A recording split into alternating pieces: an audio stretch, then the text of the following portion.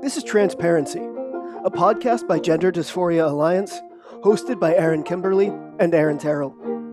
Each week we'll be joined by people who have personal or professional experience with gender dysphoria and physical transition. We'll also discuss how our trans experiences relate to the concept of gender identity. Join us for a compassionate yet heterodox approach to the question of trans. Welcome back to Transparency, everyone. We are joined today by Matt Rey. Matt is a trans man I initially encountered, I want to say, on TikTok, doing some excellent videos over there just on the current state of trans activism and the dangers therein. And very happy to meet another trans person speaking against this. So welcome to Transparency, Matt. Thank you so much for having me. I'm excited to have this conversation. Good. All right, so if we want to start at the beginning. You're currently hailing from Arizona, but you obviously don't have that accent. So, so you want to start, like where you grew up, your maybe dysphoria or the decision to transition later on, or just give us your autobiography essentially. All right, so I'm from England. At age 5 was when I first felt like I was in the wrong body. I remember my mum used to take me to clothing stores, and when she'd try and put me in a dress, I'd think, what on earth are you doing? I felt like that was almost like being trans, then being told to wear girls' clothes. And I remember telling my mum, and she kept saying to me, at 5, she kind of laughed it off, and rightly so, because kids at age 5 don't know what they are. They want to be inanimate objects and things. So I understood that, but this became a repetitive thing as I went through my childhood and into my teenage years. And when it got to around my teenage years, by this point, I was really struggling with the gender dysphoria, and like most teenagers, when they're told no about something, I felt like my mum was the coolest person ever, because she was trying to explain to me that, I could have been a tomboy, I could have been a lesbian, there could have been all these possible things, rather than jumping straight to the conclusion that I was in the wrong body. And being in that mind state, like I said, being a teenager, I thought that she was being really rotten about that. I thought she was this mean mum. But as I grew up and I started my transition as an adult, I realized I couldn't have had a better mum in that respect, because she was protecting me from making a decision that could have been temporary and could have led to permanent damage to my body that was irreversible. So I ended up in America. Obviously, as you said, I'm in Arizona now. That is because I started speaking out about things to do with the world from 2020, and I met an American called Judith Rose, and we ended up getting married, and I moved here. And that's when I ended up encountering Gays Against Groomers, and it's something I felt so passionately about when I joined it, because this attack on children is so devastating to see. And I was always someone as well who didn't shout that I was trans from the rooftops. People close to me, if I was to date someone, they would know, but I didn't go declaring it. I've never been a labels kind of person, or tried to go into stereotypes and things like that. So when this stuff started happening, I realized that this wasn't about my personal feeling about that anymore. There was something much bigger than me and all of us happening. Children are being confused. They're not being taught the birds and the bees anymore. They're being taught that gender is a social construct, that biology isn't real. And so we're going to end up with a lot of children who are going to turn to very confused adults. And it's really devastating, the drag shows as well and things like that. And so that's how I ended up doing what I'm doing now, because I just care so much for the kids. Yeah, well, thank you for doing it. Your videos have been amazing. Thank you so much. When did Gays Against Groomers start? 2 months ago now. Our founder, Jamie Michelle, started the movement, and it's been making huge waves. It's been incredible. We were recently on Tucker Carlson Tonight. We've had articles. We have been on Newsmax recently as well, and OAN. We've had multiple hit pieces written about us. Twitter banned the word groomer, so did Reddit, for being an anti-LGBTQ slur because of our movement, which is a very dangerous game to play as well, because when you say that groomer is an anti-LGBTQ slur, you're implying that all gays are pedophiles and groomers, and that is simply not true. Yeah, good point. Yeah. What has the reception been? Like, is the organization growing really quickly? It's growing. We've in the last 2 months we've amassed over 170,000 on multiple platforms across social media, and we've had such an incredible outpour of support. I can't even express how much. We get a lot of hate too, but it's buried by the support because most people in the community don't agree with this insanity that's going on, but a lot of them are too afraid to speak out about it because, well, you've seen, you get attacked if you say anything. I mean, I get called on the daily transphobic, which I find ridiculous because I'm trans myself. And I've been told that I hate myself inside and that I would have handed over my own people to the Nazis. You know, this is the stuff I get Yep. told. The Yep. recent one I got given was that I have passing privilege and therefore I'm not oppressed. So Right. you can't win with these people. They're going to find an excuse for all of it. Like if you think differently than them, you are a fascist, you are far right, you are a Nazi. And I just find this horrific because how did we get to a point in the world where wanting to protect children, which I thought was something we should all be doing, is now classed as hateful rhetoric? It's scary. It's bizarre, and it's kind of funny that they have kind of inverted the definitions of words like bigot and fascist when Yes. they're controlling speech and whatnot. It's just it's bizarre. It's a minor pet peeve of mine. Bigger issues to to worry about, but yeah. So, what are your thoughts on the situation with the closure of the Tavistock? Let's back up a bit. When did you transition, and what was that process like for you? Okay, so I started living as a male in 2009, but I didn't start anything because I was still a college student then, and I wanted to get my education out the way. So I finally started going to appointments at 24. Then I had obviously the year officially living as a male. And then at 26, I started testosterone and I had my top surgery at 29. I'm 31 now. I actually was a patient at Tavistock. That was where I went through everything. And I'm telling you, shutting it down was a good thing because the change I saw in just those years that I was having appointments there was horrific. My first appointment, it was just me and another slightly older trans woman in the room with me. By the time I was having my appointment just before surgery, that check they do before you have the top surgery, I was in a waiting room full of youths with their parents. So I'm not sure whether they were able to start the actual process there in the UK at that time, but they were going to the clinic for these consultations. That was happening. And it was busy. It was so busy. And now we're getting these reports that it was deemed unsafe because of all the things that were going on there. I've seen reports, not necessarily from Tavistock, but a woman chose to transition later in life. She had 1 2 hour consultation and was given the get-go. This is where we've gotten to, that they're not checking if people really have gender dysphoria anymore. They're taking gender stereotypes and saying that is the reason why you have to change your whole identity. Girls can't like cars anymore, boys can't like dolls. If they do, oh, you should go and have a sex change because you're trapped in the wrong body. And that's terrifying, and we're going to lead to so much. Look at all the detransitioners coming out right now. Think how much that is going to accelerate with all this authorization being given for these child transitions. Oh yeah, Yeah, yeah, yeah. yeah.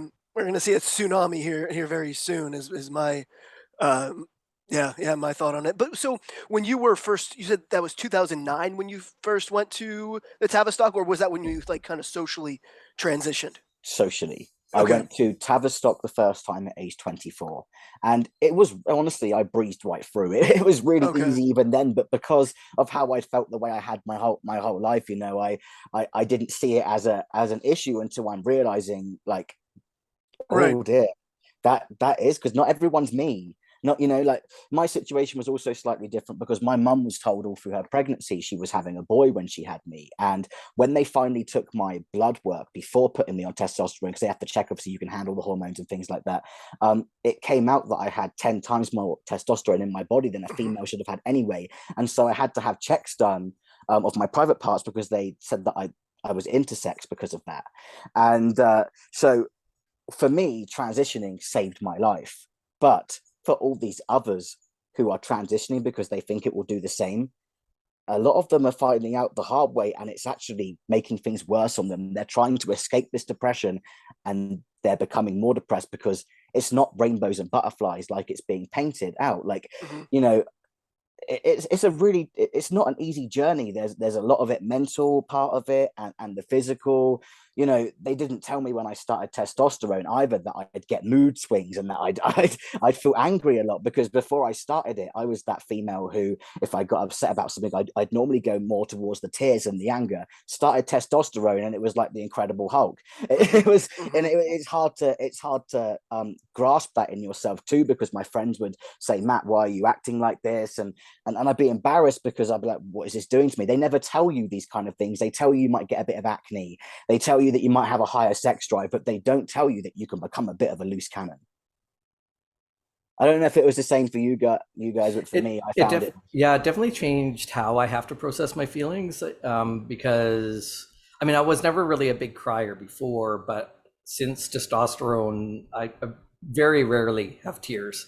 If I have tears, that's more for sentimental kind of reasons, like, oh, such a cute puppy, and then, but, Yeah. but you know, for like things like frustration or sadness, it changed, right? So we have to kind of relearn how to manage our emotions. Yeah, I do think testosterone just narrows the emotional range quite a bit into just like Yeah. frustration or anger, and like, so I find that, yeah, my it's closer to irritability, I guess. It's like little things just frustrate me that they wouldn't have frustrated me before. I've always been pretty like emotionally like reserved, I guess. I've never been like an emotionally expressive person, but and that's basically stayed the same. But yeah, when I do experience like real anger, I feel it physically, like you're saying. Like the Hulk feeling is like I have to physically, like, I'm not violent, I'm not going to lash out on anybody, Yeah. but like it's like a physical force you feel that I definitely didn't have that before. But no, that was not brought up to me. My endocrinologist kind of joked about having testosterone poisoning, which I think that's what he meant, was like we could know is like toxic masculinity or something. I don't know, but he basically made a joke about testosterone poisoning, and that was it. That was the extent of the emotional education. It is a very powerful hormone. It really is. And obviously, when you start testosterone, you essentially go through puberty all over again, because the changes, the FTM way, are very strong. You know, the facial hair, your face changes, your jawline goes more masculine.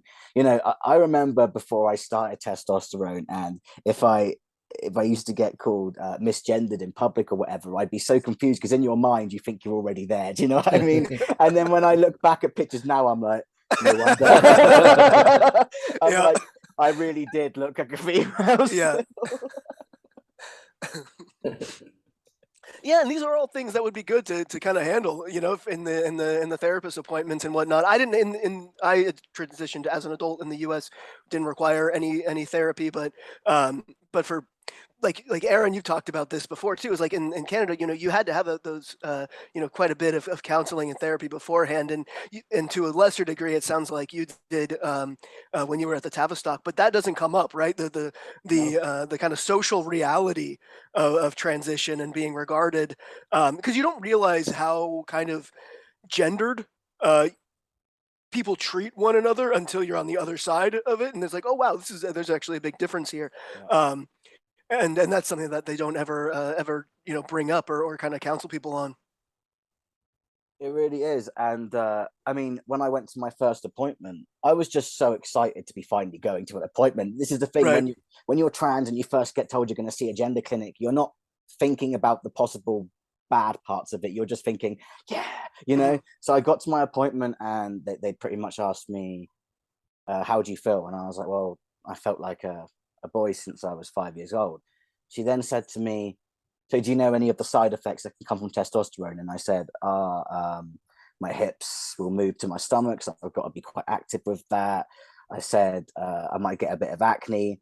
And she was basically like, good to go. And I was thinking, you didn't even I was like, hold on, that's not a psychiatric evaluation. That's basically just seeing if I think I want this and then giving me the get-go. Like, they didn't ask me any questions about the seriousness of it. And I also find this, when they send you off for this 1 year as living as your gender after that, I think that's actually a really terrible way to find out if you are, because you're basically just wearing the opposite gender's clothes at that point. You're not feeling this hormone. You're not actually living as that gender because you haven't got that hormone in your body. So when they finally put you on testosterone after you've lived that 1 year, it's a whole, that's the real test. That, and you know, you get some trans men who actually come off testosterone because they think it's too much for them. I've seen that happen quite a lot of time. There's a few that just say, oh, it's not for me. Whereas for me, like I wanted the facial hair. You know, I remember I used to sit there on YouTube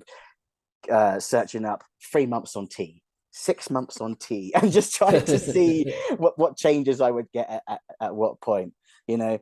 But they aren't testing these things properly, and the way it's being taught now with this whole gender being a social construct, there is a lot of tomboys who are now changing their gender and they're gonna regret it. I've had so many women comment on my videos saying that when they were younger, they were tomboys, they got on with boys better, you know, they didn't really get on with girls, and that they know that if they were raised in this generation, they probably would have made a mistake because they're now married with 3 children or whatever, you know. And this is what's frightening. There was actually a article put out by the New York Post, and it was from a study taken by, I believe it was the University of Cambridge in the UK, and they looked between 2009 and 2019. And between those years, there was a 1,000% increase in trans-identifying biological males and a 4,400% increase in trans-identifying biological females. And this just all boils down to the fact that being a girl growing up, puberty especially, is hard because you're told, right, you're going to have periods. One day you're probably going to pop a baby out. And when you're a kid, you're thinking, I don't want to do that. You know, that there's that. Then there's being a girl. Oh, you've got to have your hair nice. You've got to wear makeup. You've got to look a certain way. So a lot of girls have this body dysmorphia, which can lead to gender dysphoria because they also find, you know, so I felt this way growing up. I hung around with boys because a lot of the girls in my school year were quite bitchy and you know, they were quite mean girls. So I got on with guys better. And that also fits into that. And because we're now having these teachers, not all teachers, but teachers and these people who think they're progressive, saying that, you know, if a boy likes girls things and girls like boy things, they're the opposite gender, we're eradicating tomboys. We're eradicating feminine men, and we're just causing them to make this huge drastic decision which might not have their best interests at heart. And I'm sick of seeing all these detransitioning stories because my heart breaks for them, especially Chloe Cole, who was in the news recently. You know, she was put on testosterone and puberty blockers at 13 years old and given a mastectomy at 15. She now realized that she wasn't a boy and she can't have kids. She could get cancer. She's you know, removed her breasts. I don't want to see more and more stories of this because it actually makes me want to cry, because we're also going to see a lot of children who are going to detransition, who are going to resent their parents for the rest of their life for enabling them to do this. And they're not going to trust medical institutions either. No, yeah. They're going to become permanent medical patients on the system that damaged them in the first place. Yep. And it's really, really, really sad to see. And the worst part about the detransitioner stories is the far left LGBTQ members are trying to silence them, saying they don't speak for them. And they definitely should, because they are victims of this. I've seen people attack Chloe Cole saying, how dare you use your story to speak for others?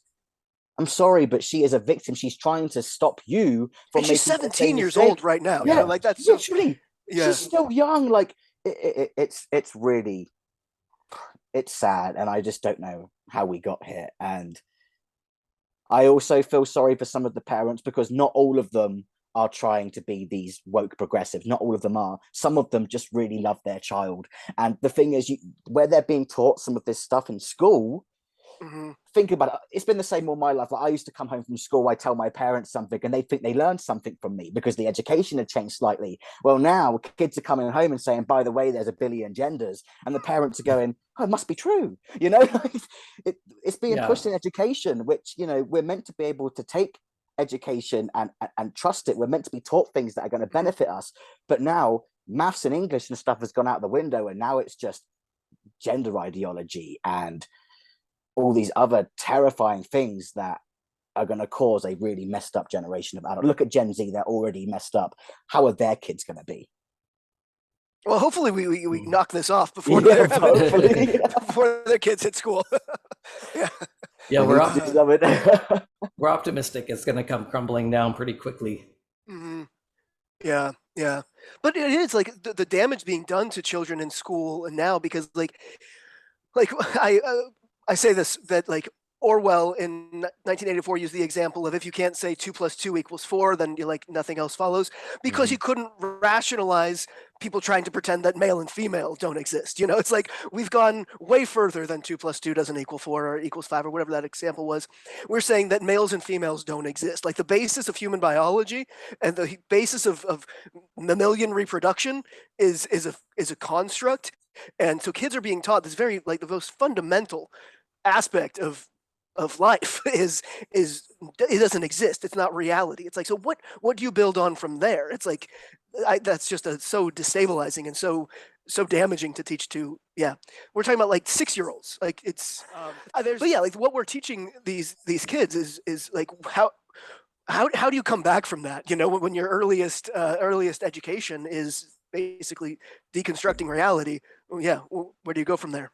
It, it's really scary because it's only going to get worse if you start from there. You're confusing children from the start. By teaching this gender ideology stuff, you're causing children to think about things that they may not necessarily have been thinking of themselves, and therefore confusing them. I mean, like I said, I knew when I was young. I don't know when you guys knew, but if you are, you just know, don't you? You don't need someone to tell you. I told my mom, I felt a certain way and I told her. But by bringing up these topics, pushing all this LGBTQ content on children, you are literally confusing them from the get-go.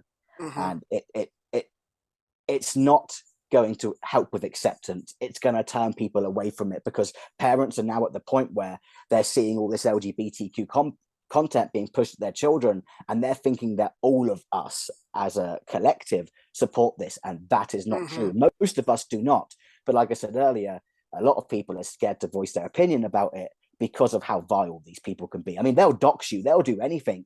They will call you any name under the sun just because you don't agree with them. And they tried to come for Aaron's job last year. no, Yeah. sorry to hear that. Yeah. It doesn't surprise me that these people, they are horrible. I mean, the way I got outed as trans in the first place was I was doxed. This guy I used to do a podcast with, literally, I don't even know how he found out about me, because I never told him because I didn't feel like I could. I must have had a little gut feeling or something, I don't know. But I never told him, but he somehow found out and he outed me on a live to all his followers.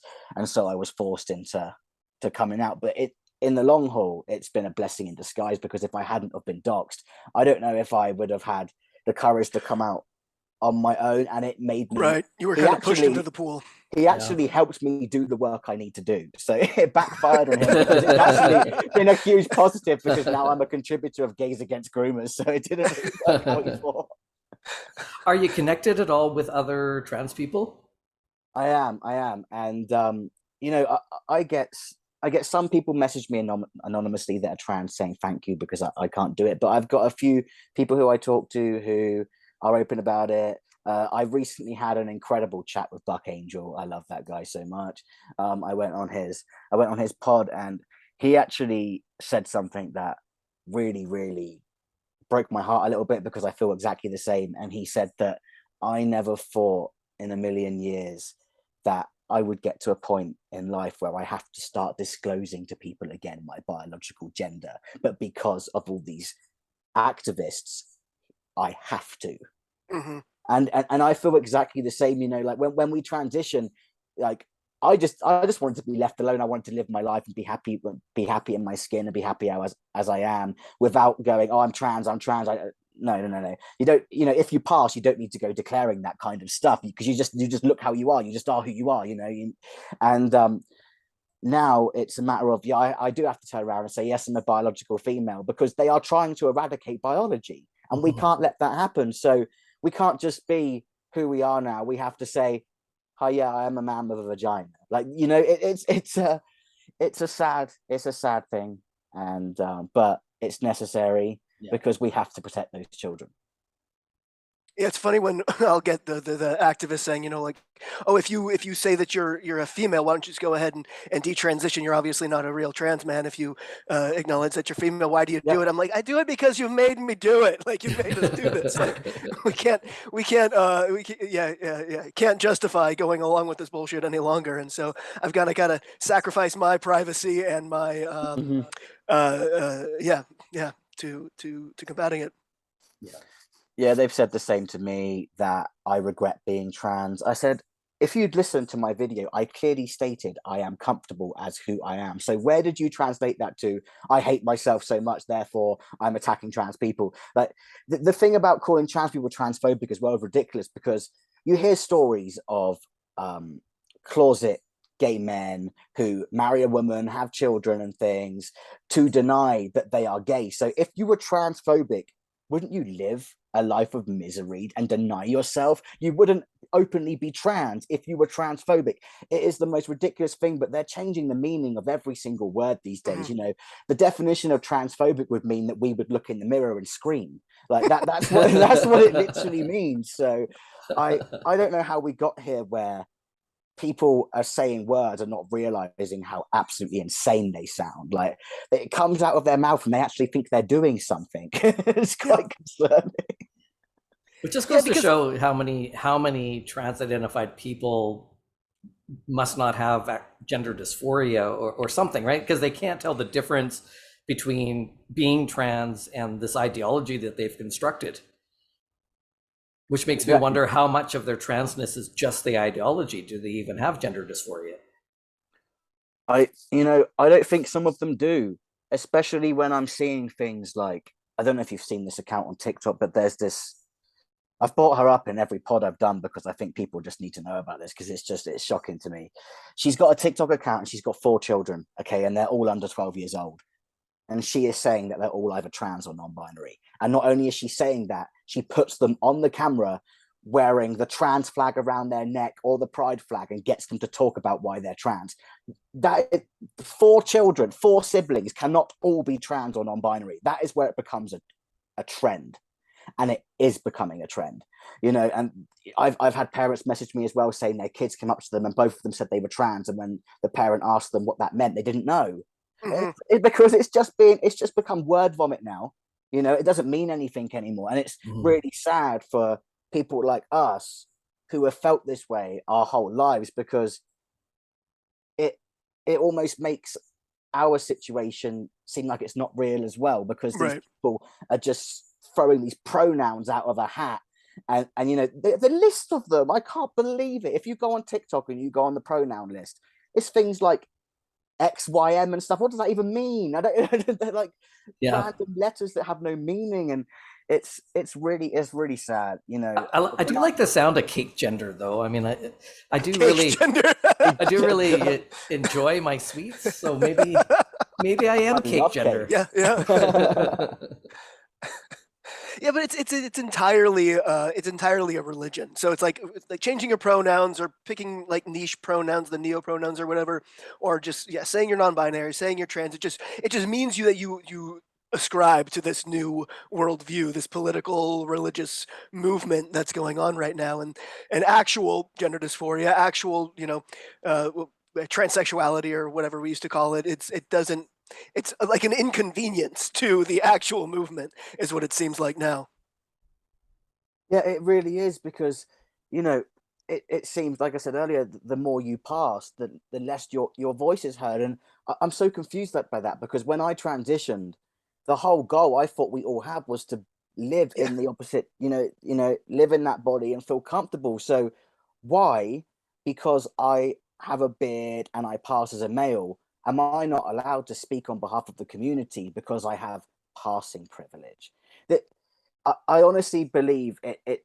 All the stuff they say is nonsense. They just want to find an excuse to take away your voice. They will use anything they can.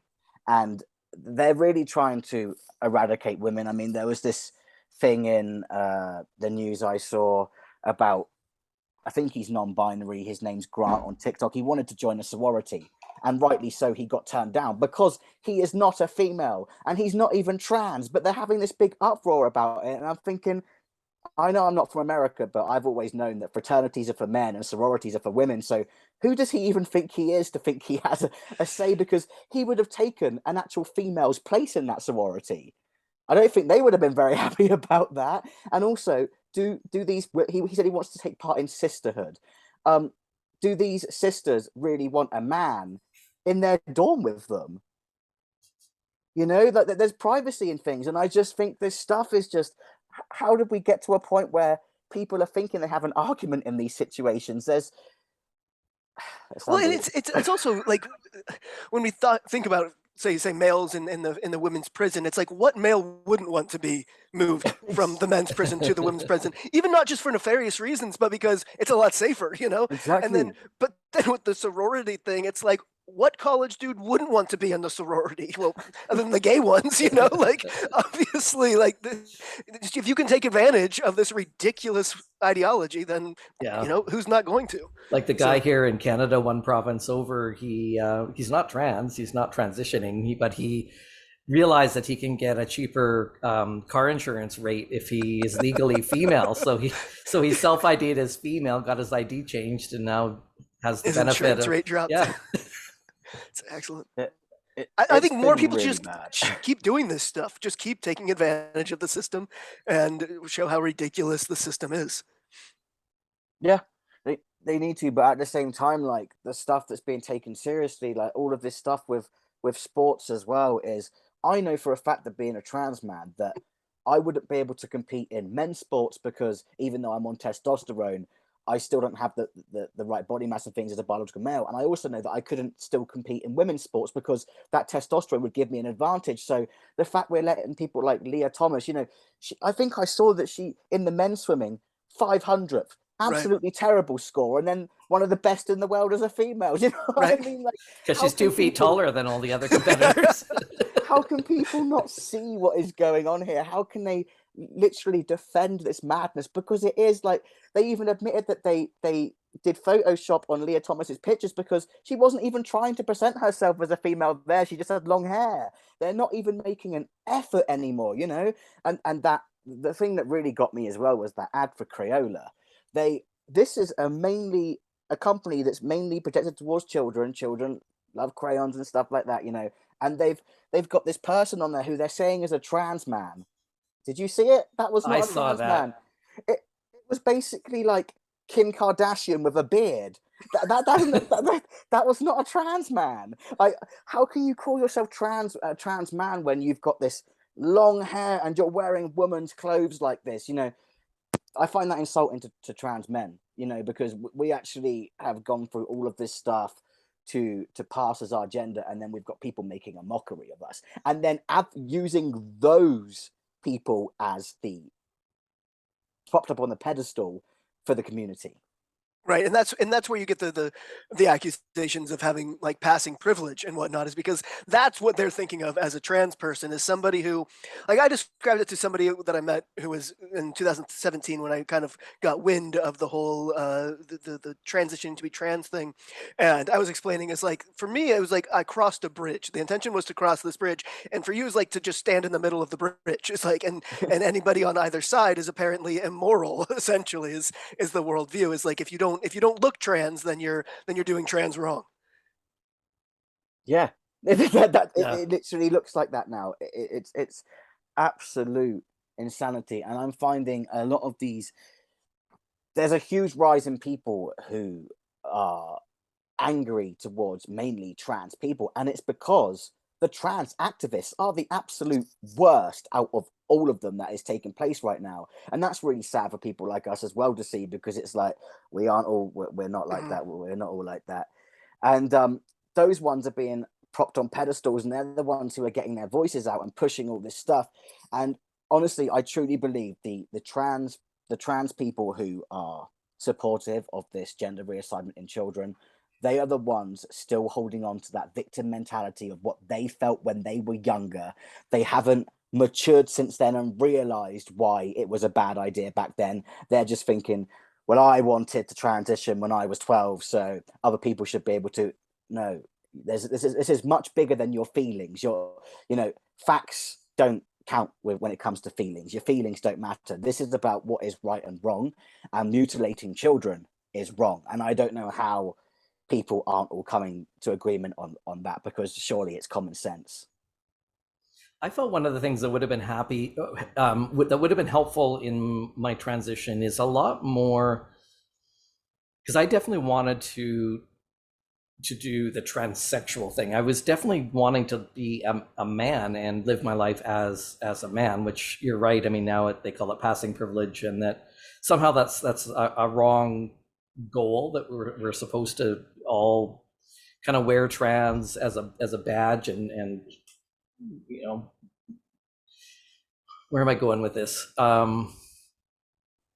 It's a virtue So I felt like I could have used a lot more support, because you are going through another puberty. You're relearning some social cues and social skills.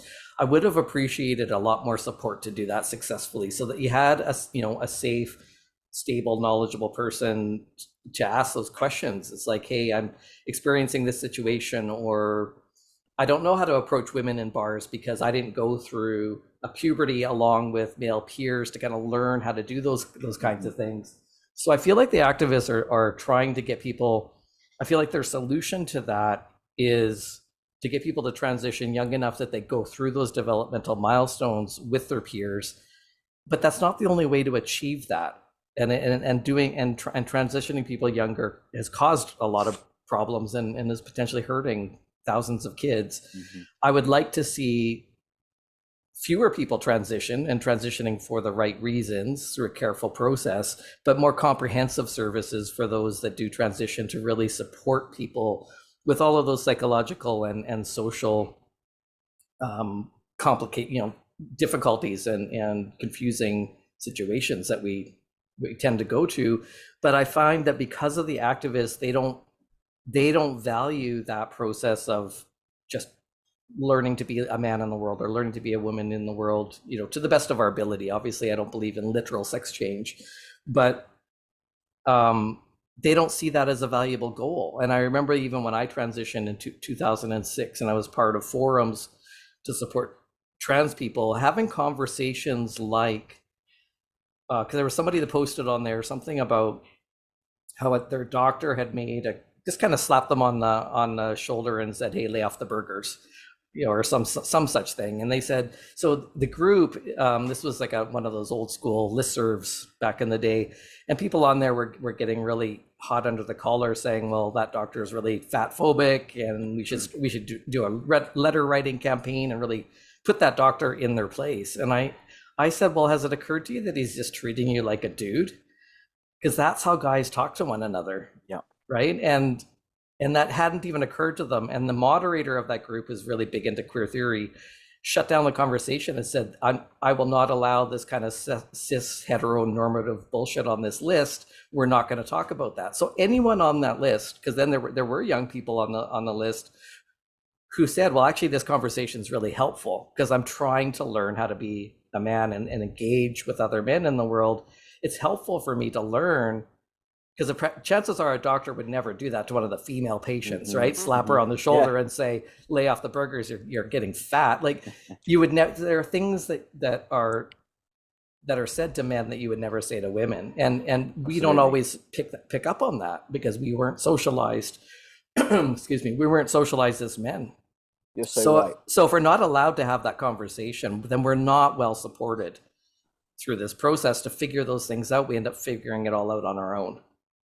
I agree with you completely, because a similar thing happened to me. When you start your transition, you don't realize that once you start passing, people are going to see you as that gender, and therefore they're going to treat you how they would normally, that gender. And when I wasn't passing so much at the start, I noticed like men were a bit softer towards me, even though I was identifying as a man, and women were different towards me as well. And then when I first started really passing, I got a job at a leisure centre, and I was working with some really laddie lads, and they had no idea I was trans. And that's when I first realized how different men treat men, because, they were punching me in the arm playfully. They were farting in front of me. They were doing all these like really, really laddie lad things that they would not have done in front of me if they'd have known that, like, you know, that I was a biological female or whatever, and they actually found out near the end of working with me, and they accepted me completely. They were so great, but I could tell that they were being slightly more gentle towards me, you know. that if you do get treated differently, you really, really do. Yeah, which can be very confusing, and sometimes and sometimes frightening. I mean, I definitely experienced homophobia before I transitioned, but when you start passing as male, the number of times where I felt like I really questioned, am I in some physical danger here? Because Mhm. men are far more likely to knock out another guy than they are a female. That's one thing I have struggled with all the feminists on is they're basically saying how, you know, men just abuse women all the time, and it's like men abuse each other much more than they abuse women, and yeah, there is a fear like that. Um, on one hand, when you transition and you're you know passing as male, there's less of a fear of like sexual assault or things like that, but there's much greater concern of just, you know, getting mugged or getting randomly getting into a fight. You look at somebody wrong, it's like this is not something that women have to worry about, and Yep. suddenly you got to worry about like yeah, how close you are to somebody. You know, Yeah. it's like it's very different. Yeah.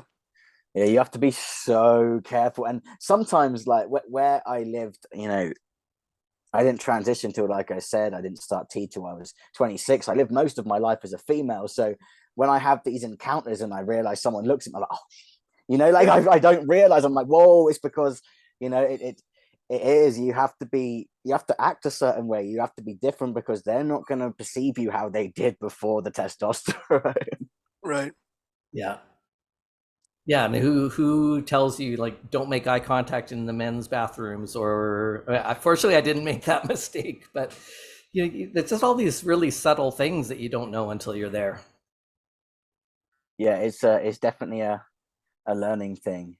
It really is. The bathroom especially, like I find that, you know, if you go to a bar or something, the chance of you going to the bathroom sometimes isn't even there because the one cubicle they've got has no door on it or Yeah. something, you know. Yeah. So Yeah. it's like, oh no. And like before I started T, you know, when I still looked feminine, I made the most of that for a while because I, you know, I could just use the bathroom because I didn't look like a man, so I couldn't have gone in the men's anyway. But when I started passing, I was like, right, I have to do it, and that was a whole different experience. Their bathrooms are very different as well. And never better. No, girls like to hang out in their bathrooms because they smell nice in there. The men ones, you just want to get out as soon as you can. I've never noticed that big of a difference between the men's bathroom and the women's bathroom, except like when one of the first men's rooms I used early on in my transition was at this dive bar, and they did have a stall in there, but primarily what it was is one wall was just this bathtub that was the urinal. So like you have three dudes just pissing into the same bathtub, and I was like, this is a different world. Yeah. Yeah, no. Only encountered that once though. This is wild. Got on the bathroom tangent now. Now where do we Yeah, go? yeah, totally. But what you're saying before, like being in that more laddie work environment, and you're like getting like like shoulder punched and stuff like that, is that was Yeah, one yeah. thing that I didn't expect that kind of took me by surprise, and I'm not really a fan of.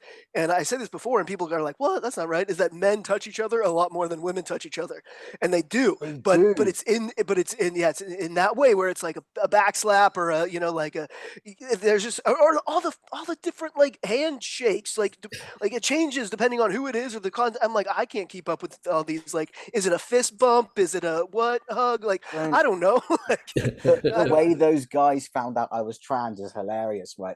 okay. They used to punch each other in the balls, and they tried to punch me, and there was nothing there, so I had to tell them. They wondered why it didn't hurt, and I was like, okay, you've probably already guessed because you wouldn't have done that unless you kind of knew. Right. I was like, they must have been trying to find out. But yeah, they used to do it all the time, and I was like, okay, yeah, I don't have one. Jigs up. So you said the Gays Against Groomers is growing really quickly, and it is called Gays Against Groomers, not Trans People Against Groomers. But are there many trans people in the organization? Yeah, there's a few of us right now. There's me, there's Buck Angel, there's Blair White, and we've got Sarah Higdon as well. Oh, good. Yeah, we've got people joining. It's really, really great to see, and I think it's important as well to have the trans people, because where, like I said earlier, people are kind of going more towards the LGB because of these radical trans activists. So it's so important for people to know that there are trans people who are saying, no, this does not represent us. I mean, Blair does some amazing stuff. She's incredible. She takes a lot of heat. Buck, you know, I used to watch his videos before I transitioned. I always looked up to him, you know, and he's doing some amazing stuff. And they've started, you know, he was one of the, when I think of him, I think of one of the most famous trans men to ever live. Like I've always known him as that person. And so for these LGBTQ community to turn around to him and say that he doesn't speak for them, I'm thinking, what are you talking about? He's one of the ones who was pushing for you to have your voice. Like, this guy has done, they asked him what he's done for the community. What an insult. What an insult. He's done loads. Yeah, because it's all about just denying reality now, and so if you're not doing that, then you're a detriment to the cause. And because Buck has such a platform, he just gets shit on, as does Blair White, for the same exact reason.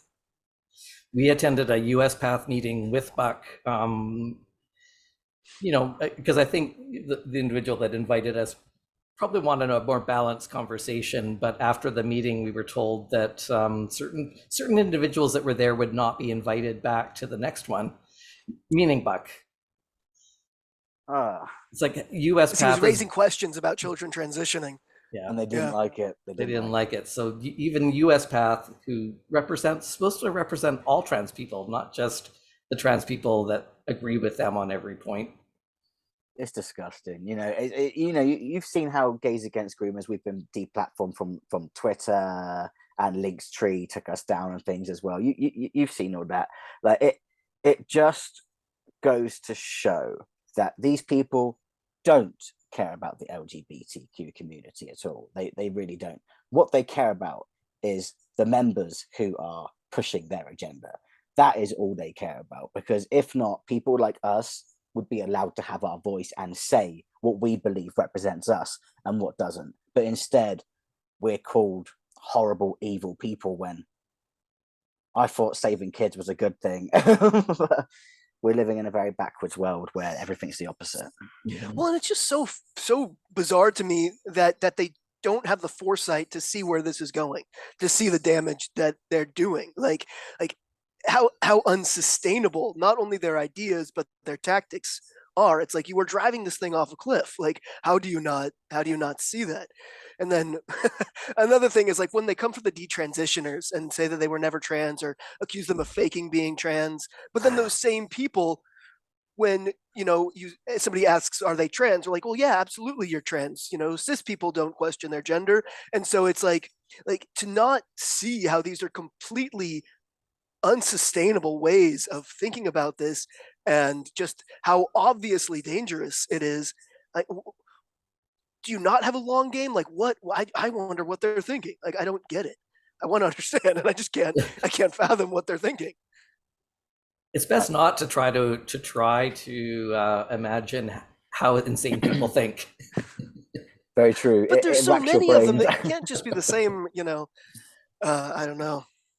The more I try to understand, the more it fries my brain, then I regret even trying, because you just can't come to a justification for all of this. Like, how can, especially when it comes to the hysterectomy that Boston's Children's Hospital is doing on children. Now, when I made a video about that, I had so many women message me shocked, because they were told they couldn't even have one because hysterectomies are dangerous. But kids, oh, don't worry, we'll do it for you right now. Yep. What? Yep. I was half serious after. There was this woman, she was like in her early 30s, I want to say, or late 20s. She had like terrible menstrual cramps, and just like was constantly in pain, and wanted a hysterectomy but couldn't get one. I was like, just tell me you have gender dysphoria. Like, just say you've got gender dysphoria, and there we go. Yeah. You'll be straight in. Get it done. Yeah. Yep. It's rotten. I was joking with the Gays Against Groomers other members earlier in the group chat, because obviously, they've got this thing now in California where if you're trans, you'll get given an allowance. They just give you an allowance just because you're trans. And then I saw they were saying there's this thing now where people are trans identifying as different nationalities, and I went, okay, well, I'm going to speed up my immigration. Yep. I'm now trans American, and I'm going to go live in California and get an allowance. Yeah. Speed it up. Yeah, like legislators making these decisions. It's like, how do you not see where this is going? It's like the prison thing, getting an allowance, like cheaper car, like the incentives are all around you. And then not only that, but then for young people, the incentive to have a marginalized identity. That's what a lot of people don't understand. Is like low is up in this hierarchy. So it's like the more marginalized or oppressed or whatever the situation, like that's actually social currency. That's a benefit. And so a lot of, especially like heterosexual white girls, or even boys too now, it seems to me, in growing numbers, are non-binary or trans or whatever. It's because that's how you, like you were saying, get a voice. If you're Yep. if you're the evil cis het oppressor, sit down, shut up, and all you've got to do is change your pronouns. And then well, I was talking about something else in the group chat earlier. I mentioned how, so a few years ago I auditioned for the X Factor, and before you get to the main judges, you have 3 auditions with TV producers before that. And so I got through my first one, and I went to the next one, and went to the third one, and at the third one they told me that when the audition would start, before they gave me my form to fill out my details, they told me that if they liked me when I was in there, I'd get made to do a second song, and so on and so forth. Anyway, I get given the form to fill out, and the first question says, has anything tragic ever happened to you in your life? So not who are you, what's your background, has anything tragic happened to you? I then had to obviously mark that I was trans because it says about gender, and they would have outed me on TV if I got through anyway, so I had to put that. I get into my audition, and the woman turns around to me, she reads my application, she goes, oh, we've never had an openly trans contestant before. And so I'm already, the cogs are going in my head, and I'm thinking, oh no, I'm going to be the novelty tranny on the X Factor. I was like, that's what they're thinking right now. That's what they're thinking. So I sing my first song, and she goes, wonderful, second song, please. Right. So I'm like, oh, I've got to this point. And she turns around to me, she tells me how amazing my audition was, and I was like, I'm through. That show never happened in the end because they cancelled it that year for a celebrity edition. I'm glad, because I could see where it was going. They were basically telling me that I was going to be on that show because I was trans, and they wanted to look good to the LGBTQ community, didn't they? Oh, look, we've got a trans person, look how amazing we are. And the one thing I've never wanted, like I said earlier, I don't like being labeled, so that would have really been a bad thing for me. But that is how willing they are to do this stuff. They don't care about what you like, you being trans or whatever in general. What they care about is what they can get out of you because of what you are. Yeah, which is insulting. In that regards, like a unique human history, a unique, what is it, human that all these reality TV shows are going for is like some human interest piece that they can throw in, which to me is why I hate reality TV. If it was just about the thing everybody was trying to do, great, but it's like the whole sob story shit. So annoying. It's pure exploiting, you know. I knew when I went into that room that they didn't care if I could sing or if my music was good. All they cared about was what they could see in front of them. They were like, that's a trans man, that's gonna get our ratings up because we've got a trans. But no, I am not gonna be the novelty trans. That is not what I'm here for. I'm just Matt doing my thing. Which would make me kind of second guess, like, was I actually good enough? Did I earn this? Yeah. It felt cheap. It felt like, even though all those other people were waiting to audition, I was going to get. I actually had a mum say something when I was in the waiting queue. When someone mentioned that I was trans, I heard a mum say to her daughter, well, you're screwed then. See, this is the thing. People know. They know how it is. And I was like, that made me feel worse. I was like, you're so right. Like, I'm not being thought of as my music right now. When I go in that room, they're just going to go LGBTQ. Right. It's bad. It's bad. Yeah. Which just increases the resentment towards us. Yeah. Our allies are sometimes the worst, right? To driving resentment. Well, it would have looked as well on my behalf like I was using the fact I was trans to get on the show, and that wasn't the case at all. So when it got cancelled, when they started doing a celebrity edition instead, I was so relieved, because I had to sign forms also on that day, saying from that moment Simon Cowell owned me for 2 years, even though I hadn't even met him yet. But you have to sign a thing saying he owns you. So let's say X Factor didn't work out, but someone else wanted to sign me, he could have then said no as well. So they really have control over you so quick. That was on the first audition I had to sign that. I didn't even know if I was going to get through it, but he owned me for 2 years. And it also states in it that you have to sign a box that says that they're allowed to fabricate footage they have of you to make a storyline. It literally says you have to agree to that. So they could paint you in any light they want. You have to agree to it before they even see you. Wow. Yeah, because you're not a human. You're just like kind of content. Yeah. Orchestrate. Interesting. You're just an object to them that they can just exploit you. That's all it is. Wow. Well, what's next for you? Well, with Gays Against Groomers, we're planning to actually get boots on the ground and actually do some protests. I think we're talking of doing it in blue states as well, because they're the ones who are saying this stuff isn't happening. They're the ones who we've been accused of being a group of straight white males. Okay, so when we actually get out in the streets and they see how many people actually support us, I think that's going to be so impactful. We're working on other events as well. There's talks of us doing a festival later in the year. Conservative Amp was talking to us about it, and possibility of us appearing with Turning Point USA next year as well. At the event in Florida, there was a talk of that. So we've got a lot of things planned, and we're really excited for where the coalition goes. The support's been amazing, and more people are getting the courage to speak up because of it. I think that's great. I'm really excited for where it's going to go. It is so nice to see so many people who care, and who care for the children, because they can't speak up for themselves. They don't understand what's happening to them, because they're being taught this stuff, so they don't know it's wrong. They've never learned anything different, so they're consuming all of this garbage disinformation, and their poor little brains are just being so muddled up and confused. And so it's so important for people like us to be good role models for them and to speak up for them, because there's people like Jeffrey Marsh who should not be considered a role model for children at all. Yeah, I hear from so many parents typically who basically say, I've always been a supporter of, LGBTQ, but this stuff that they're teaching in my kid's school, it doesn't seem right. It's like, no, it's not right. And so I think a lot of people, they've got this dissonance between, I've always been a good liberal who supported, same-sex marriage and, trans people and all this stuff.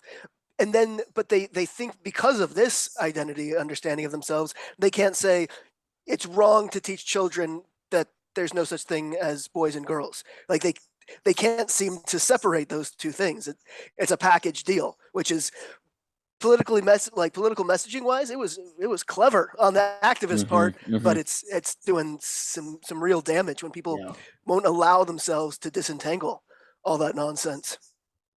Absolutely. It's crazy, how this is even being considered a political issue. How is protecting children from mutilating their bodies anything to do with politics? It actually fries my brain. Like, I speak up and I say like that my top surgery didn't go great, and I say how much worse it could have been on a child, and I get told I'm spewing far right rhetoric. Sorry, it's or protecting kids from pedophiles that have infiltrated the LGBT. Yeah, it's I made a video yesterday showing that presentation, the TEDx talk from 2018, where she stood there and said that pedophilia is a sexual orientation just like heterosexuality. And we're seeing that agenda come into play now, because it's being pushed. I saw a tweet about a month ago. Someone actually tweeted that we'll soon be living in the days where the bad stigma of paedophilia will be a thing of the past and they'll be able to express themselves openly. And I commented saying, as long as people like me are around, that ain't gonna happen, mate. I was like, you are never going to ever make that okay. It's been a concerted effort for what, like since the 70s, I want to say, which I think is around the same time that social consciousness started going, wait, you know what? It's wrong to sexually, abuse children. And something that was kind of hush hushed. And since it's been like a political, issue to combat those behaviors, around the same time, it seems like there's been like them trying to attach themselves to like different sexuality rights, and I think that's going to continue to happen. It's going to be a constant struggle, unfortunately. I think so too, and I feel really sorry for the gays like Carol who fought so hard for their rights, because the gay community were warned about this a long time ago. When they fought for their rights, they were told that eventually it could lead to this area of complete depravity, and at the time it was laughable. Like, that's not going to happen, but it did. It has happened, and they are using the community as a shield. Pedophiles are literally hiding within the community, and they're protected.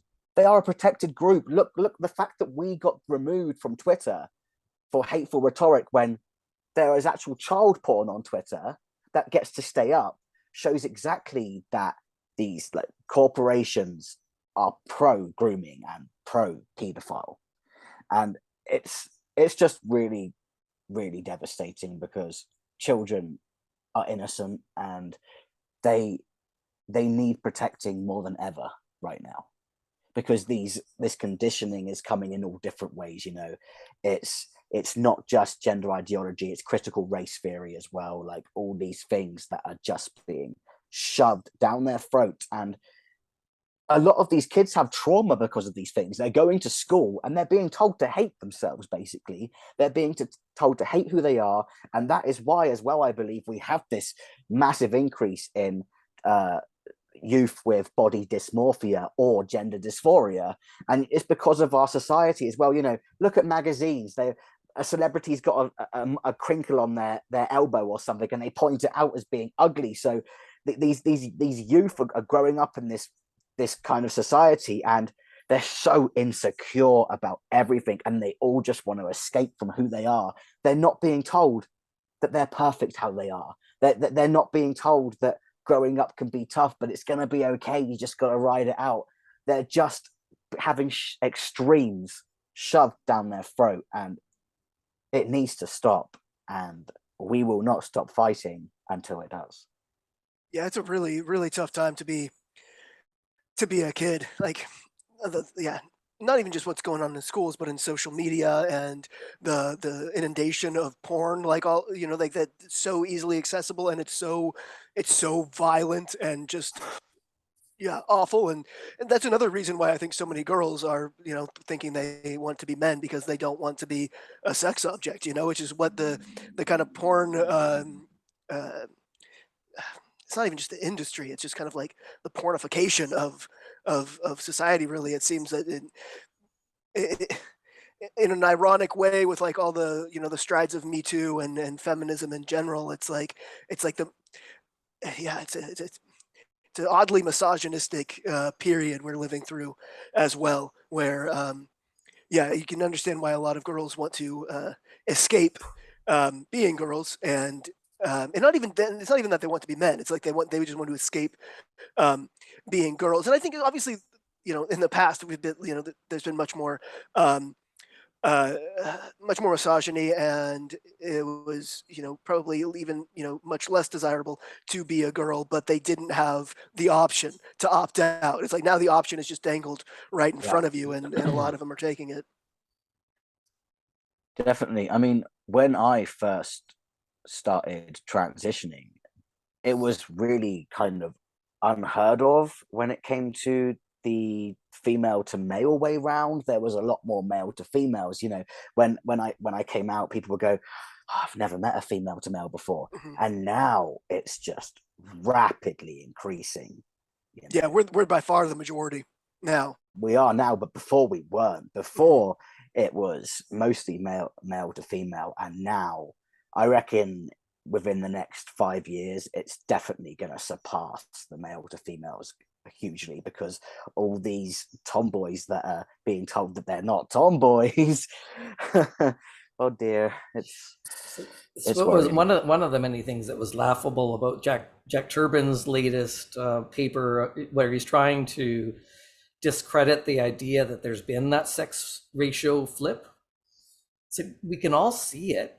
Like, maybe you're new, Jack, but some of us have been around here for a while, and we could see with our own eyes that there were very few FDMs around 10 years ago, 15 years ago. I honestly think that a lot of people were just going around like this. Yeah. They're refusing to see what's in front of them. You know, like it was in the news about how evil Rachel Levine had like said she wanted to empower children with the sex reassignment surgery. Like that was literally on the news, and I had people messaging me going, "Nobody's transitioning kids."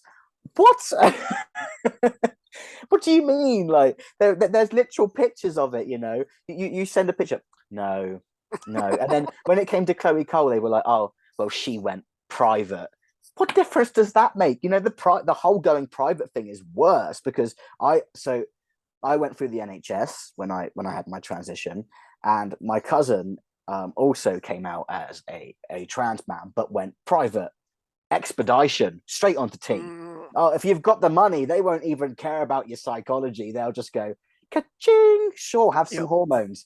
Literally, he was put straight. What I had to wait a year and a half for, he was on in after one appointment, couple of months.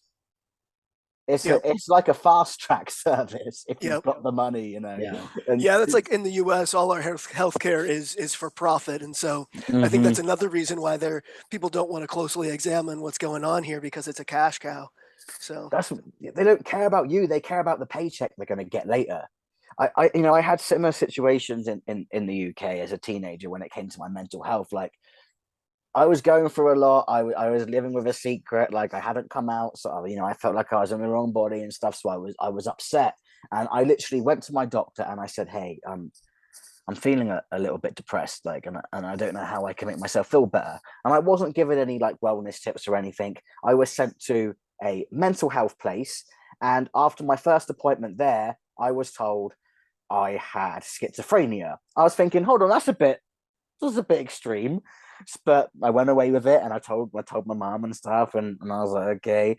So anyway, things got a bit better, and then I got depressed again. I went to the doctor, got sent to the same place.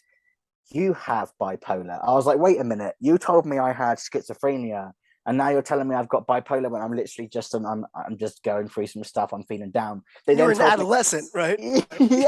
Yeah. So then, I think again, go away, and then a couple of years later, the same things happen. I'm a bit down. I go again. You've got borderline personality disorder. I was like, I'm collecting mental illnesses at this point. Like, I've got a whole set. Like, I can trade these. Like, you can put them all in your Twitter bio now. Yeah, literally, they were they were diagnosing me, like giving me Pokemon cards. Just flashing them out. Like, it was really, really bad. And as soon as I started dealing with my transition, because like I said, it did save my life. In my case, it did. As soon as I started testosterone, never had depression again since. Like, I was just a troubled kid who just needed to be comfortable in my own skin. That was all I had to be. But no, schizophrenia, bipolar, borderline. This is the thing when it comes to mental health as well, where it's not a physical thing. These people can just pull anything out of the bag and give you that title, because they're paid to give you that title. And I remember being prescribed at one point antidepressants and antipsychotics for a mental illness I didn't even have. And I was even more depressed on them because they made me feel brain dead. I literally, my friends would be around me and I couldn't even function. I was just like literally numb to everything. And that made me worse. So, I've had friends since then be like, "Oh, I need some antidepressant." No, you don't. No, you don't. Like, they don't make you better. They don't. Like, not in my case, it didn't anyway. They made me so much more depressed. It literally is just a cash grab, all of it. Yeah, I think there's different there's different kinds of antidepressants, and I think for some people they do work. For other people, they just make it worse. I took one like at the start of COVID, I want to say. I was kind of getting a bit depressed, and it just made me feel completely like out of sorts. It didn't relieve the kind of, which was Yeah. it's certain times in your life, certain environmental things are going on, and it's completely normal to feel, really kind of chronically down. But like you kind of change things in your life that can make it better. I mean, this is not mental health advice. Sorry, anybody, but I just meant like for a lot of people who are having like situational depression rather than chronic depression, it's like it's environmental things. If it's a situation that inspired that caused this, you can change the situation and it'll likely relieve the symptoms. Yeah, no, like chronic depression is not not going to be taken care of by a daily walk. But for me, like going out and having a barbecue with my friends and taking a walk every day improved my mood dramatically. Like it's just, sometimes it's as simple as that, but there's no money to be made and, take up tennis, So It can be so simply resolved, but the thing is, we're living in a society as well where we're so caught up in our phones and stuff like that we've forgotten how to have a good time away from technology. I remember being a kid and hanging out with my friends after school on the field, and we'd have our bikes and stuff. You don't see kids do that really anymore. No. Like I see the youth of today hanging out with their friends, but they don't even talk to each other. They just sit on their phone next to each other, and that is so sad to see as well, because people don't know how to socialize anymore. That everyone is so reliant on technology that no one thinks to go out for a walk and get some fresh air or the things that people used to do to pass the time. Instead, you know what, if the internet does go down one day, I dread to think how people are going to act, because they are so dependent on the internet. Yeah, it's like when our youngest, he's really into video games, so he'll be in his room by himself for like days at a time, and we'll say, go hang out with your friends, and he's like, I am, they're all playing the game with me, because it's all connected to the internet, so they can just play internet and chat with each other while they play, and they don't even have to leave their bedroom. But it's not the same thing. In the moment it kind of feels like you're being like this. It's like, feels like you're hanging out and having a conversation with friends, but in reality you're physically you're alone, right? And I think I'm obviously going to be doing things later, but I mean, like, this is an example. Is like it feels social, but in our actual base psychology, it's not fulfilling the same the same social need that we have. But it feels like we're basically, when we're like engaging with social media, text, it feels like you're socializing, but as far as that actual human need to socialize, it's not being fulfilled. And so we're making it much worse for ourselves, because we think we're solving like a loneliness need, but we're not. And so I think a lot of people are basically trying to solve the problem, but making the problem worse. I think social media kind of does that for us, because it makes it's like a proxy of socialization, but further actually isolates people. Yeah, we're unknowingly in a mental prison. That's why it's called a cell phone.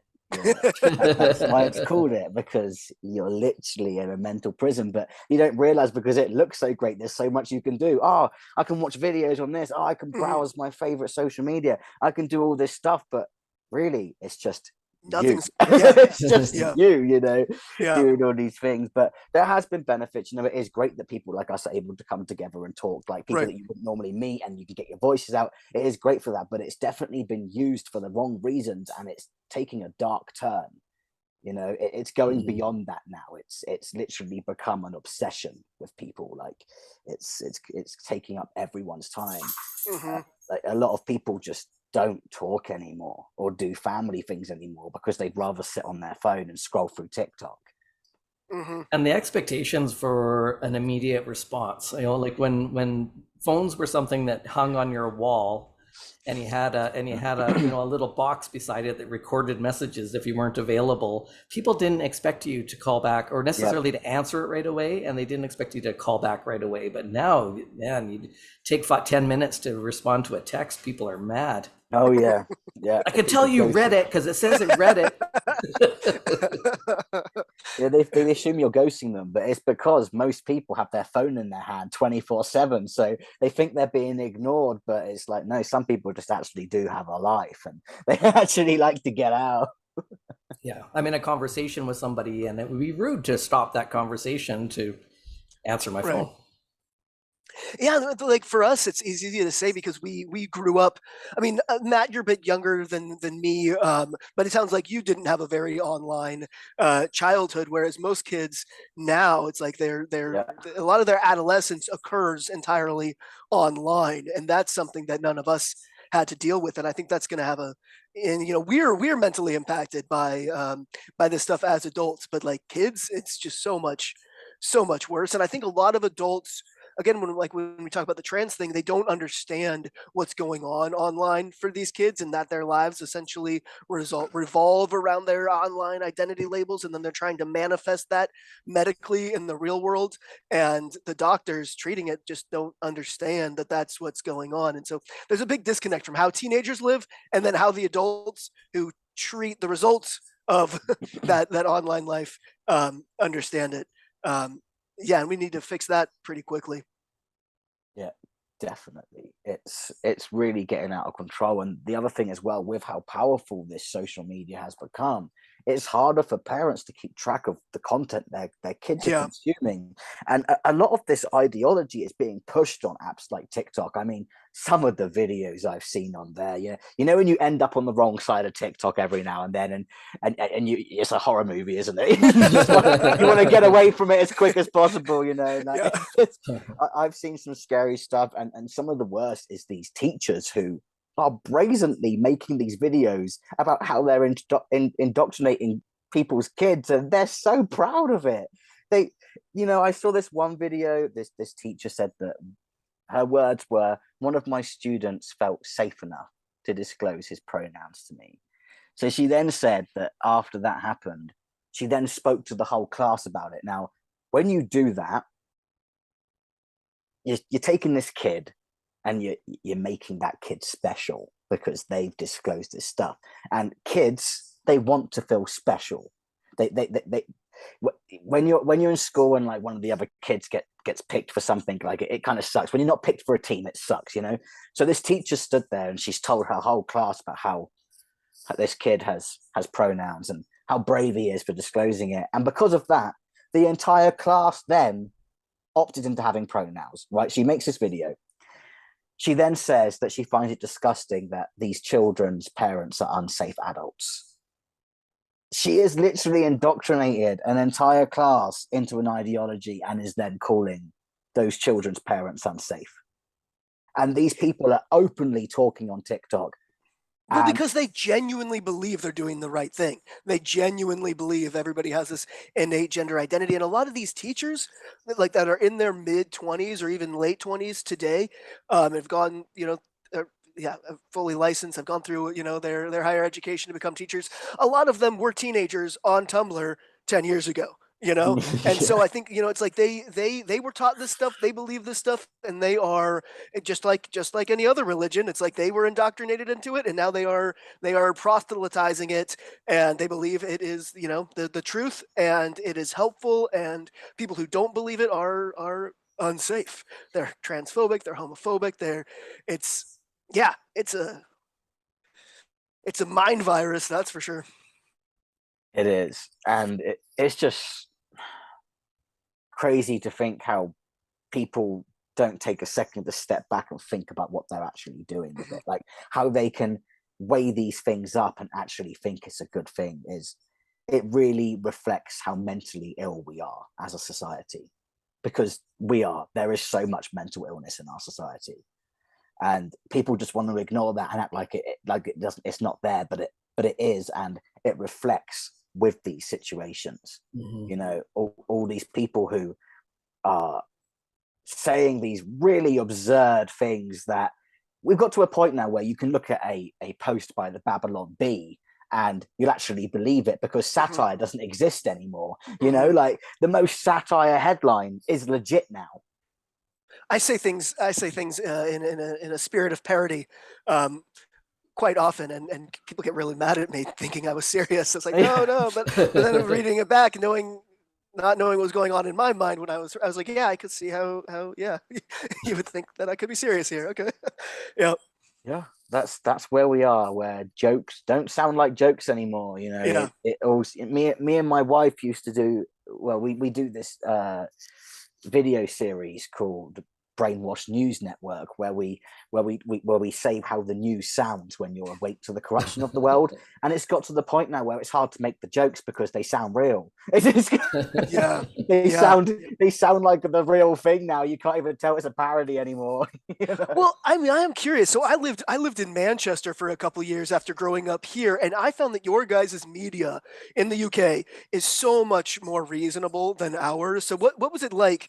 It may be less reason. I lived there in 2007, 2008, but like, so that was a different time entirely. But like, but what was it like going from the media that they have? I think our media is just fucking outrageous compared to media in the rest of the world. I don't know. Did you find that where you're like, oh, these Americans are nuts?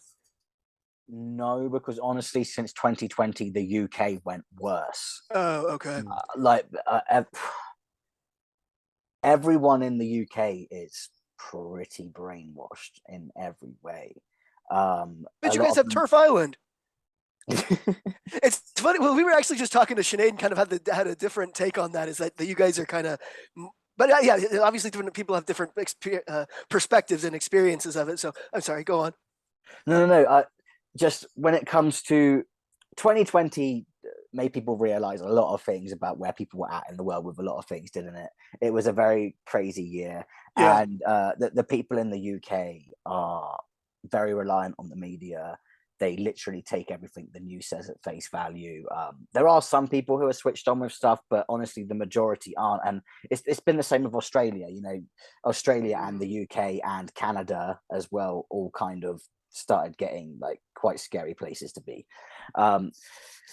People in America, yes, your media is absolutely insane, but but I think it's rapidly become that way in a lot of places. I mean, the UK were putting out articles in 2020 saying that if you sing that Happy Birthday was banned from being sung because otherwise you'd catch COVID. So, you know, the media has been crazy literally everywhere, I think, since then. But your media likes to weaponize people a lot more.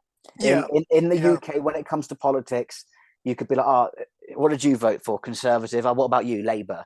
Oh, you voted Conservative. That's a bit lame, but that's as far as it will go. Here, Right. if you vote for the president they don't like, you should die. Kill Yeah. yourself. You know what I mean? Like, yeah. and Even if you're a member of my family, you know. Yeah. Yeah. But that's because the media, you know, we're like, oh, Trump's a Nazi, Trump's this, and you know, they're saying all this stuff, and like your media likes to get people to think a certain way. Yeah. Yeah. And it's very clear, but only when you see the bigger picture of stuff. You see how they paint some very questionable people in this amazing light, and then they put others in this really, really dark light. And the more I see that now, the more I pay attention to the people they're putting in the dark light, because I see them put these really evil people on pedestals as well. You know, it was recently shown that they've made a woman who, a trans woman who raped two 9-year-old girls. They've made her a left-wing trans activist. What? So she wasn't female at the time, she was male. She raped two 9-year-old girls. And then since she's been in jail, she was reached out to by, there's this platform they've got in there where they give the prisoners a platform to speak. And an LGBTQ community reached out to her, and she's now transitioned into a woman, and they've popped her on a pedestal as an activist and feminist. Christ. Yeah. It's insane. And this happens a lot. We see this a lot. Yeah, I found that because I used to be just your kind of typical lefty, but you know, I love John Oliver, and you know, was watching Rachel Maddow on a fairly regular basis, and this was like probably about 3 years ago, and I just kind of couldn't do it anymore. Like, you start kind of getting more a broader range of news, and now I get the same kind of irritation watching Rachel Maddow as I would have gotten then watching Tucker Carlson. It's like they're both irritating because like all the sensationalism and all the you need to feel this way and I'm so mad about this and you need to be mad. Like it's so irritating. It's like don't tell me what I need to feel about this. Just tell me what happened. You know.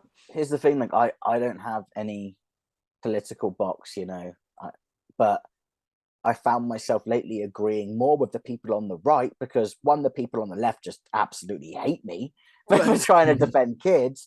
And it seems to be the people on the right that are seeing this monstrosity a lot more. So even though I wouldn't class myself conservative, I do sway more towards how they think right now, because the left has just gone so extreme and terrifying that how can you agree with them at that point? Like, I like to see myself as a bridge between both, because I also have some people on the left who do get on me, because some people on the left are really against this stuff too. They are.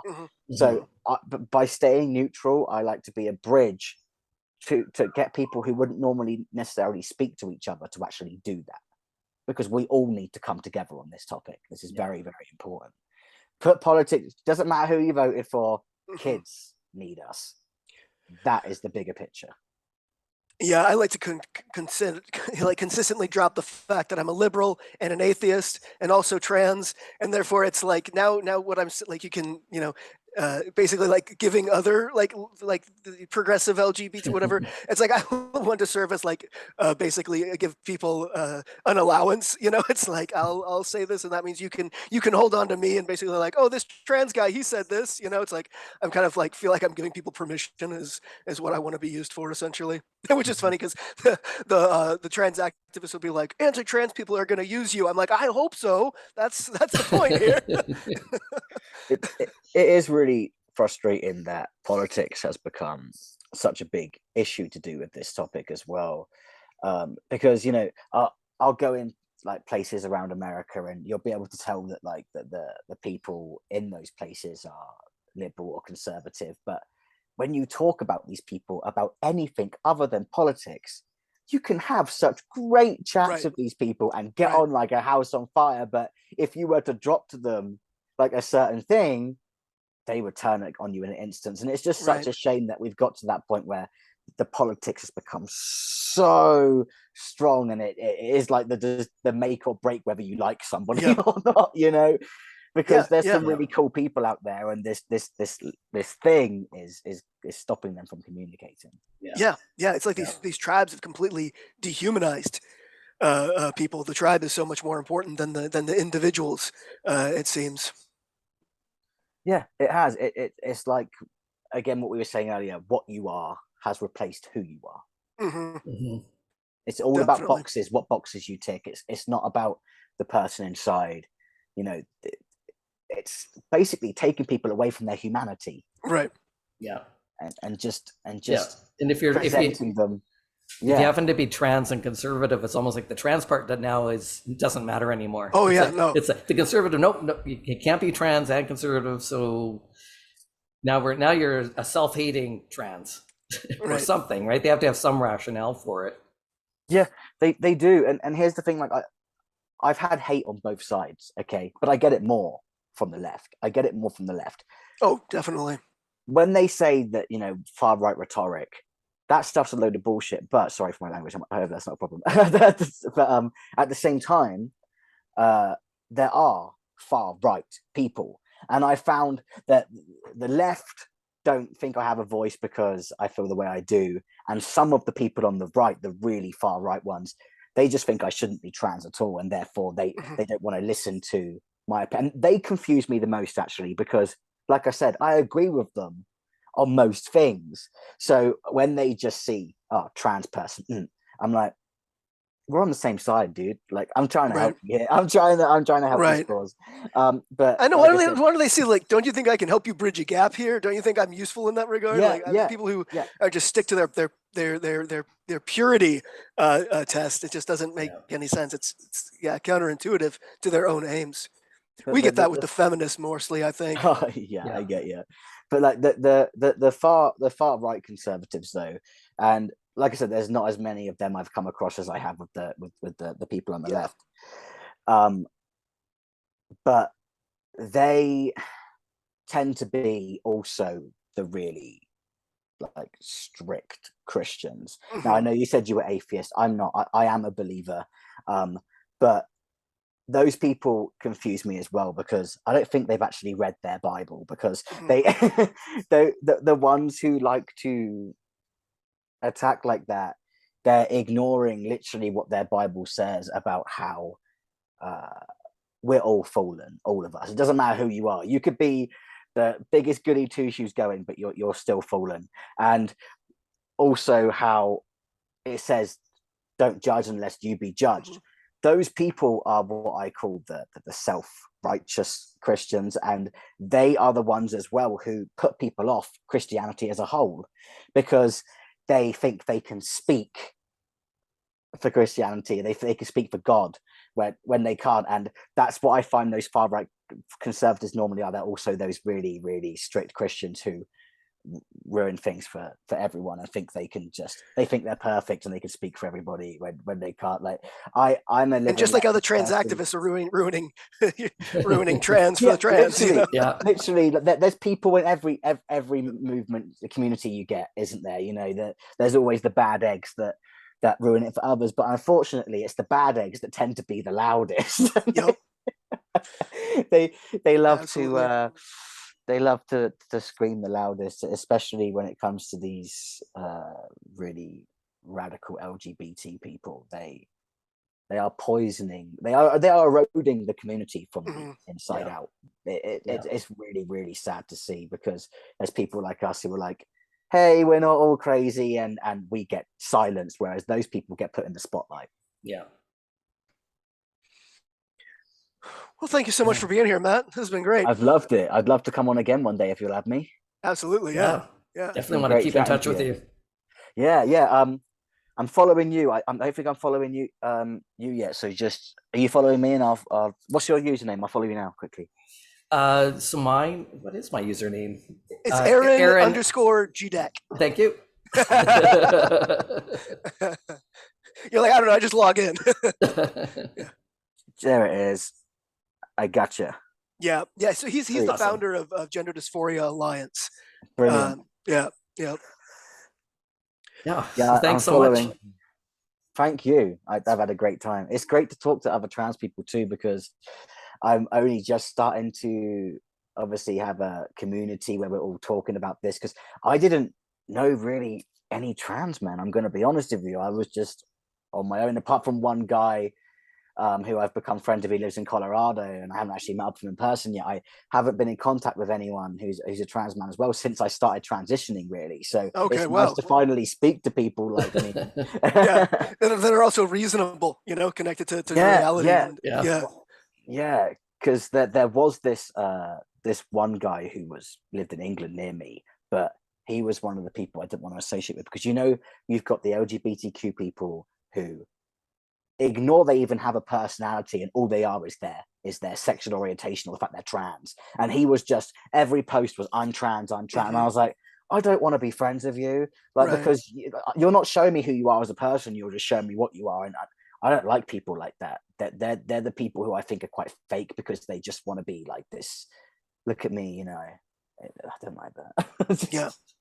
I think it's because they feel like they don't have anything else to offer, and then it's like, or anything interesting about them, and then so they latch onto the trans thing, and then it's like, okay, now this is all I'll talk about, because this gives me some sort of interesting point, some credibility, and I think they think that they're just like maybe not worth, like, I get you. Yeah. Or they have autism, and that's their narrow focus of the month. That could be as well. Yeah, there's a lot of that.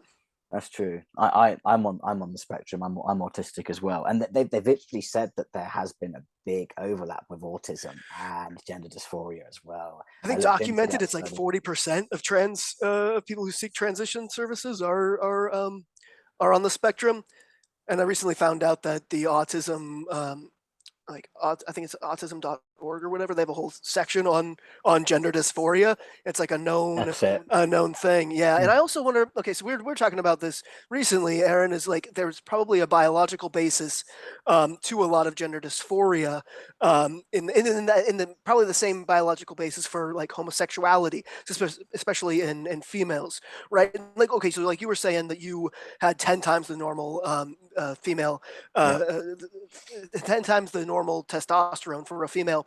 I don't know what my numbers were, but I knew that I was given only half the regular dose of testosterone, because I was in the male range on just that half dose, but I don't know what my actual numbers were. Mm-hmm. But I'm wondering, and then there's also what the understanding of autism as being like hyper masculine. It's like hyper masculinization of the brain, and I am wondering if we're going to find out that those two things are associated. Whatever's going on in the brain that causes autism could be, and it could be an excessive exposure to testosterone. So I'm wondering if those two things will ultimately be linked. Is high testosterone causing both gender dysphoria and the autism might be down the road. I don't have a diagnosis, but when I hear the experiences and the perspectives of people who have Asperger's or high functioning autism, essentially, I'm like, yep, I do that, feel that, So I think it'll be interesting to see that shake out. Definitely. Yeah. All right, Matt, let's get back to your day. All right. Have a great day, guys. That's what I'm saying. Take care of yourself, Matt. Take care. This has been great. Take care. Awesome. Bye-bye. Bye-bye. Thanks for joining us for this episode of the Transparency Podcast. If you enjoy our content, please help out our algorithm by hitting like or subscribe. If you'd like to make a donation, follow the link to our PayPal account. On behalf of the Gender Dysphoria Alliance, thanks for your support.